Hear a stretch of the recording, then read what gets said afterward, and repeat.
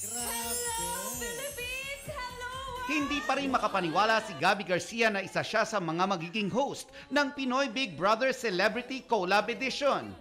Tila na manifest daw ni Gabby ang maging parte ng PBB Collab ng GMA Network at ABS-CBN na isang makasaysayang entertainment milestone na magsisimula na this March.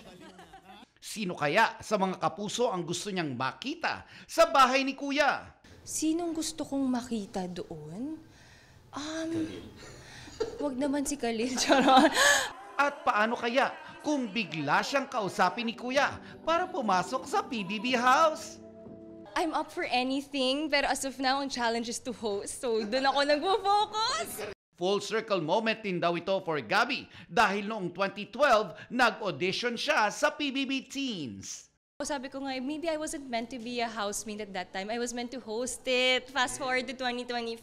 So, ito na nga. Pero hindi rin natin alam kung ano mangyayari sa akin doon. So, sobrang glow up? Oo, sobrang glow up. That time, 2012, ilang taon lang ako noon. I was just 13, 14, ganyan. So, talagang exciting after how many years. Finally, makatapak ako sa bahay ni Kuya as a host.